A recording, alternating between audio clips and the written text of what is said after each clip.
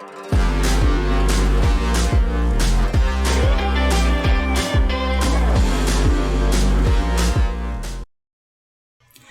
everyone, I'm Jen Looper, and in this video we're going to see how to use NPM scripts for your development task automation. So when you're working on a Node.js app, there are certain tasks you do all the time, like run and test and build your app. But you can automate these tasks by defining the terminal commands associated to them in your package.json file. So let's take a look at this. So you can see in my package.json file here that I've defined 4 scripts: start, test, build, and lint. These names are recommended for these tasks to keep them consistent across projects for other developers.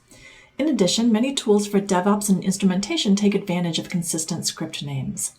So let's look closer. Let's take a look at start. Here's a command that invokes Node with the entry file as an argument, which is node dist index.js, and this is how you run your application. How about build? Build is a command that kicks off a build of your project. Not all projects need a build step, but if you want to use TypeScript, like in this example, this is something that you might need to compile or optimize your code for shipping. How about test? This command should run the tests for your project. Most often, you invoke a test library's executable file, like just in this example. And then there's lint. This command should invoke a linter program like ESLint in this example. Linting finds inconsistencies and possible errors in code and offers a way to correct it. This is something really useful to produce consistent code of high quality. So to run these scripts, you can open a terminal and type npm run action like I just did. npm run start.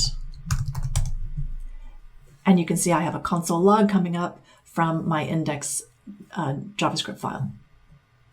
So these 4 scripts are the basics you might need in a Node project, but keep in mind that you can add as many as you need. Now, I mentioned tools like TypeScript, Just, or ESLint, but how do you install these? Take a look at the next video to learn about it and see how to add dependencies to your Node.js project.